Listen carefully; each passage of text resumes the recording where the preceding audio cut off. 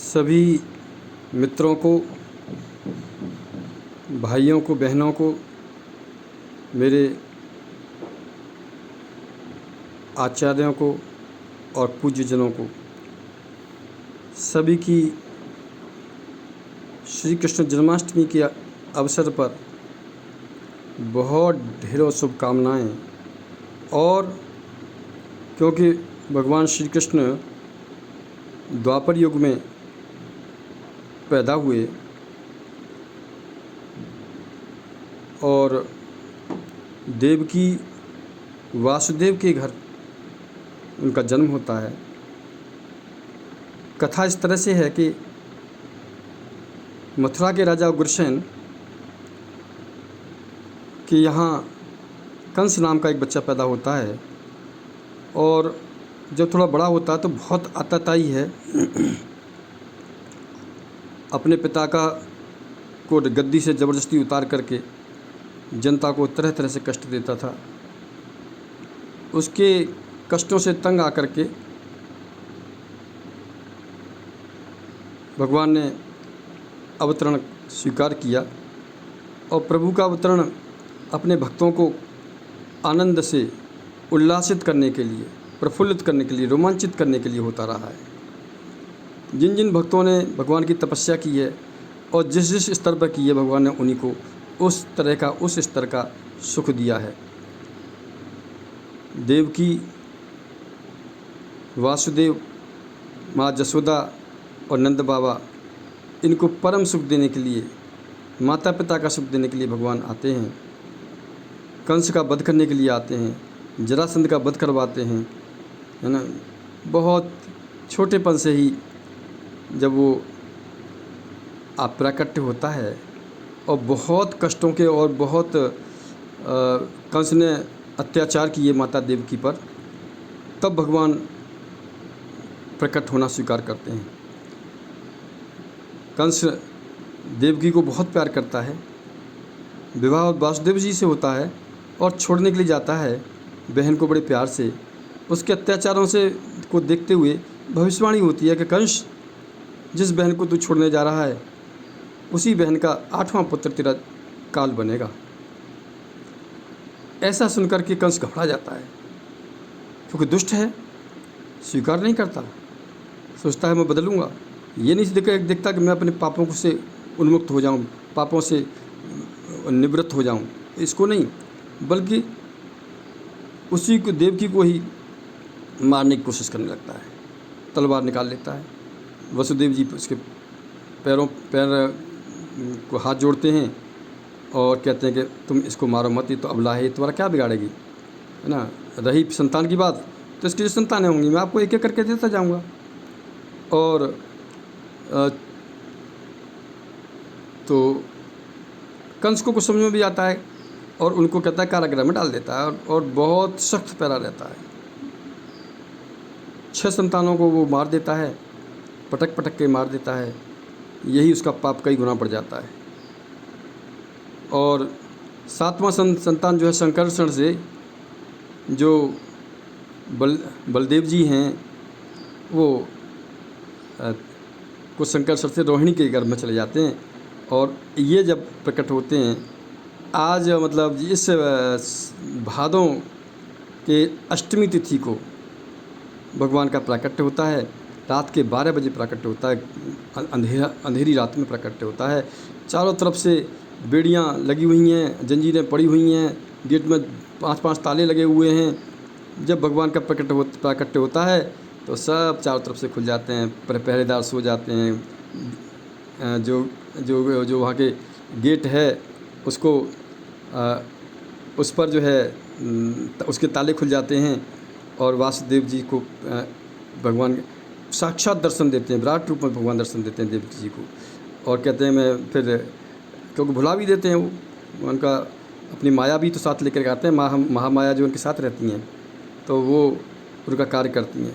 कहते हैं कि मुझे जो है बाबा नंद के यहाँ छोड़ाओ, उनके यहाँ कन्या पैदा होने वाली है, और वहाँ से उस कन्या को ले आओ और मुझे आप वहाँ पर छोड़ देना। वसुदेव जी चलते हैं और रास्ते में यमुना नदी आती हैं, यमुना नदी उनके चरण स्पर्श करना चाहती हैं, है ना। तो इनकी पत्नी कहा जाता है यमुना जी को।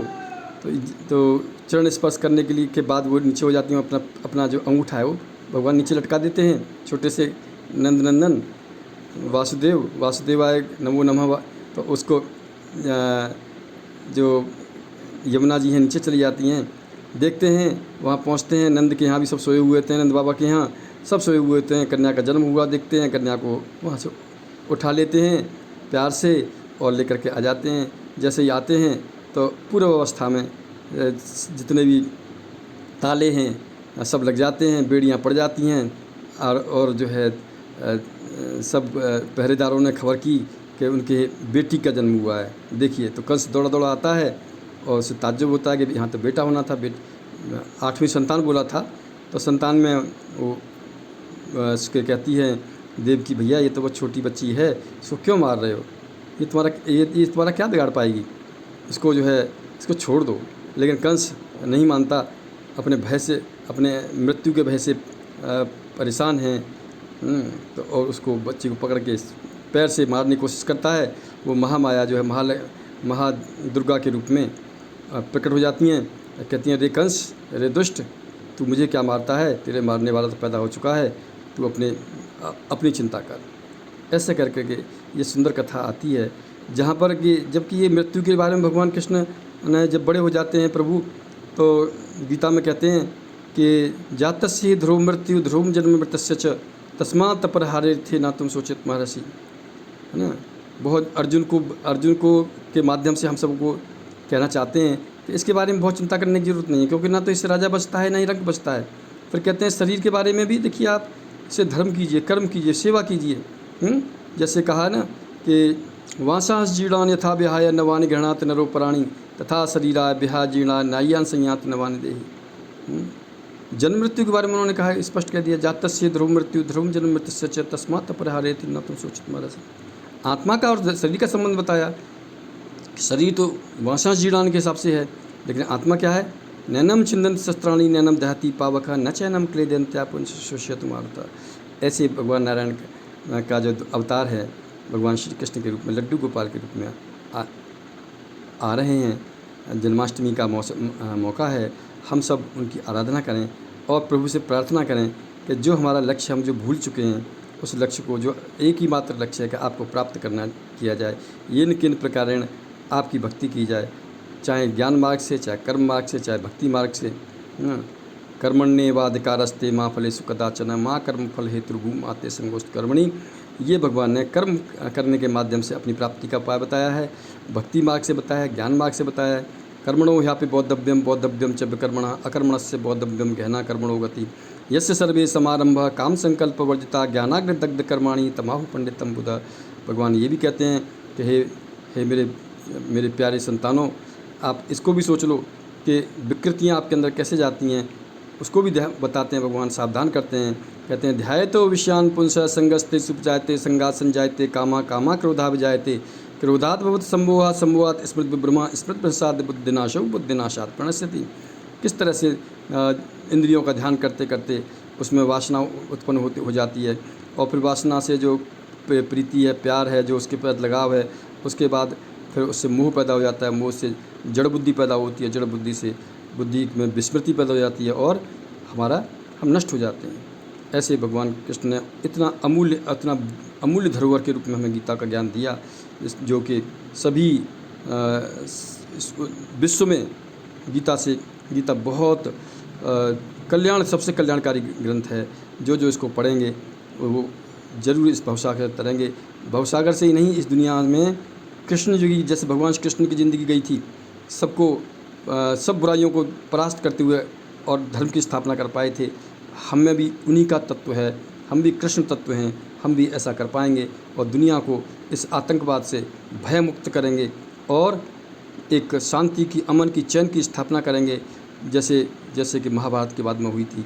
महाभारत भी ना हो और अमन की स्थापना हो जाए, ऐसा ये संत हमेशा प्रयास करते हैं। लेकिन वही है कि जो होना होता है वो होता है। ऐसे मौके पर बहुत ही सुंदर अवसर भगवान की हम प्रार्थना करते हैं और उनको स्मरण करते हैं, बार बार ये स्मरण करते हैं, ओम नमो भगवते वासुदेवाय, ओम तत्सत। ऐसे करके प्रभु का स्मरण करते हुए उनके बार बार बधाइयाँ सभी भक्तगणों को, और जो हम विस्मृत कर रहे हैं वो हमें स्मृति में आ जाए, भक्ति हमारे रंग रंग में भर जाए। धन्यवाद सभी का।